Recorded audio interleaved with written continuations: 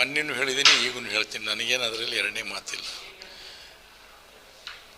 ಇವತ್ತು BM ಪಾಟೀಲರು ನಮಗೆ ರಾಜಕೀಯ ಒಂದು ಶ್ರೀರಕ್ಷೆ ಕೊಟ್ಟರು, ಗುಡದಿನ್ನಿಯವರು ನಮಗೊಂದು ಶ್ರೀರಕ್ಷೆ ಕೊಟ್ಟರು. ಇವತ್ತಿಗೂ ಅವರೆಲ್ಲ ನಮ್ಮ ರಾಜಕೀಯ ಗುರುಗಳಂತ ನಾವು ಇವತ್ತಿಗೂ ಪಾಲಿಸ್ತೀವಿ.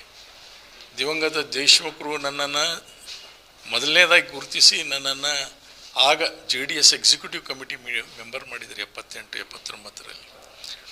ಇವತ್ತು ಕೂಡ ಅವರನ್ನು ನಾವು ಮನಸ್ಸಿನಲ್ಲಿ ಇಟ್ಕೊಂಡು ಆ ಒಂದು ಭಕ್ತಿ ಭಾವ ಅವ್ರ ಬಗ್ಗೆ ಇದೆ. ಸೊ ನಾವು ಈ ಸಂಪ್ರದಾಯದಿಂದ ಬಂದವರು.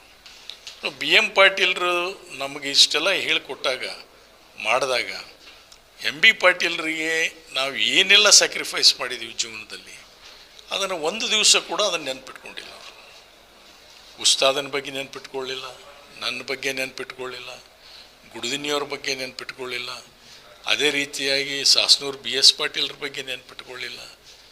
ಒಬ್ಬರು ಇಬ್ಬರು ಹೇಳಿ ನಾನು ಲೀಸ್ಟ್ ಕೊಡ್ತೀನಿ, ನಿಮಗೆ ಒಂದು ದೊಡ್ಡ ಲೀಸ್ಟ್ ಕೊಡ್ತೇನೆ. ಐನಾಪುರ ಬಗ್ಗೆ, ಪ್ರಕಾಶ್ ರಾಠೋಡ್ ಬಗ್ಗೆ, ಯಾರ ಬಗ್ಗೆ ಒಲಿತವನ್ನು ಇವರು ಬಯಸಿದರು.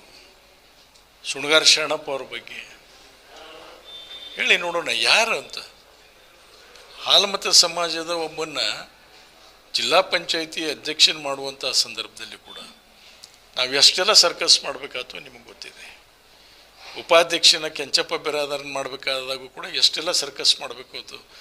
SM ಕೃಷ್ಣ ಅವ್ರ ಮುಂದೆ ನಾನು ರಾಜೀನಾಮೆ ಹೋಗೋದು ಅವ್ನು ಮಾಡಲೇಬೇಕು ಅಂತ ಹೇಳಿದೆ. ನನ್ನ ಕಡೆ ಇರೋರು ಕೇವಲ 5 ಜನ. ಅವಾಗ ಈ ವಿಚಾರವನ್ನು MB ಪಾಟೀಲ್ ಗಮನಕ್ಕೆ ತಂದಾಗ ಸಚಿವ ಸ್ಥಾನ ಕೊಡೋದು ನಾನಲ್ಲ, CM ಅವರು ಹೈಕಮಾಂಡ್ನವರು, ಅವ್ರನ್ನ ಕೇಳಬೇಕು, ನನ್ನ ಹೆಸರಾಗಿ ಪ್ರಸ್ತಾಪ ಮಾಡ್ತಾ ಇದ್ದೀರಿ. ನೋಡ್ರಿ, CM ಅವರು ಹೈಕಮಾಂಡ್ನವರು ಮಾಡುವಂಥದ್ದು ಅವ್ರ ಪ್ರಯತ್ನದಲ್ಲಿ ಅವರು ವಿಫಲರಾಗಿಲ್ಲ.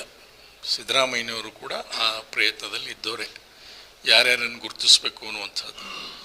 ಅದು ಕೊಂಡಿ ಮಿಂಚಣ್ಣ ಕೆಲಸ ಮಾಡೋದಕ್ಕೆ ಹೈಕಮಾಂಡ್ ಇವರು ಒಪ್ಪಿಗೆ ತೊಗೊಂಡಿಲ್ಲಲ್ಲ. ಇವರು ತೊಗೊಂಡಿದಾರ? ಒಮ್ಮೆ ಯಶವಂತರಾಯಗೌಡನ್ನ ಎಬ್ಬಿಸಿ, ಯಶವಂತರಾಯಗೌಡ ನಿನಗೆ ಅವಕಾಶ ಇದೆ, ನೀವು ಮಾಡು ಅನ್ನೋದು. ತದನಂತರ ಯಶವಂತರಾಯಗೌಡರು ಬಿಡೋದು, ಅಪ್ಪಾಜಿಗೆ ಯಶವಂತರಾಯಗೌಡರಿಗೆ ಜಗಳ ಹಚ್ಚುವಂಥ ಕೆಲಸಕ್ಕೆ ಪ್ರಯತ್ನ ಮಾಡೋದು. ನಂತರ ಎಲ್ಲರದು ಆಗಿದೆ, ಅಪ್ಪಾಜಿ ನಾಡೋಡ್ರದೇನು ಓಡ್ತಾ ಇದೆ ಅಂತಂದ್ಕೊಳ್ಳೇ ಶಿವಾನಂದ ಪಾಟೀಲ್ರನ್ನ ಕರೀದು.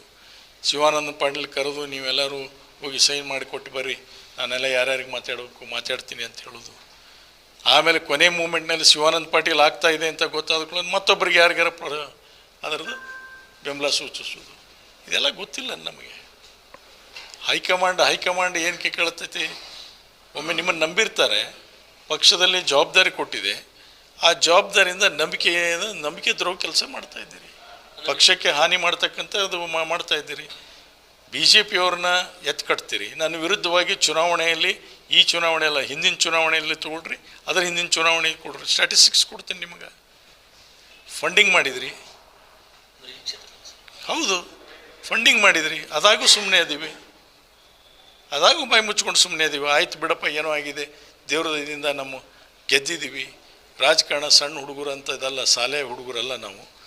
ಏನೋ ಒಂದು ವಯಸ್ಸಿಗೆ ಬಂದಂಥ ರಾಜಕಾರಣ ಇದೆ, ಎಲ್ಲ ನಾವು ನುಂಗ್ಕೋಬೇಕಾಗತ್ತೆ. ಒಮ್ಮೆ ರಾಜಕಾರಣದಲ್ಲಿ ನುಂಗ್ಕೊಂಡು ಎಲ್ಲರ ಜೊತೆ ಹೊಂದಾಣಿಕೆಯಿಂದ ರಾಜಕಾರಣ ಮಾಡೋದಕ್ಕೆ ಪ್ರಯತ್ನ ಮಾಡೋಣ. ಇಲ್ಲದೆ ಇದ್ರೆ ಬಿಜಾಪುರ ಜಿಲ್ಲೆ ಅಭಿವೃದ್ಧಿ ಕುಂಠಿತಗೊಳ್ಳುತ್ತೆ ಅನ್ನುವಂಥ ಭಾವನೆಯಿಂದ ಇವತ್ತಿಗೂ ನಾವು ಅದನ್ನು ಸಮಾಧಾನ ತೊಗೊಂಡಿದ್ದೇವೆ. ಅವ್ರು ಮಾಡುವಂಥ ವಿಚಾರಗಳು ಏನಿದಾವಲ್ಲ, ಅವರು ಸುಧಾರಣೆ ಆಗ್ತಾಯಿಲ್ಲ. ನಾನು ಅದೆಲ್ಲ ಹೇಳಕ್ಕೆ ಹೋಗೋದಿಲ್ಲ. ನನ್ನ ಮಂತ್ಯನ ಇತಿಹಾಸದ ಬಗ್ಗೆ ನಾನು ಮಾತಾಡೋಕ್ಕೆ ಹೋಗೋದಿಲ್ಲ. ನಾನು ಎಷ್ಟು ಕಷ್ಟಪಟ್ಟಿದ್ದೀನಿ, ಎಷ್ಟು ನನ್ನವ್ರನ್ನ ದೂರ ಮಾಡ್ಕೊಂಡಿದ್ದೀನಿ, ಎಷ್ಟು ಸಂಕಷ್ಟದಲ್ಲಿ ಒಮ್ಮೆ ಬಂದಂಥ ಪ್ರಸಂಗದಲ್ಲಿ ಕೂಡ ನಾವು ಹೋರಾಟ ಮಾಡಿದ್ದೇವೆ, ಅದನ್ನು ಹೇಳಲಿಕ್ಕೆ ಹೋಗೋದಿಲ್ಲ ನಾನು. ಆದರೆ ಇವರು ತಿಳ್ಕೋಬೇಕು, ಇವರು ನಮ್ಮ ಜೊತೆ ನಿಂತರಪ್ಪ, ನಮ್ಮ ತಂದೆ ಕಾಲಿನಿಂದ ನಿಂತಿದ್ರು, ನನಗಿಷ್ಟು ಸಹಕಾರ ಕೊಟ್ಟರು, ನನ್ನ ಬಾಯಿಗೆ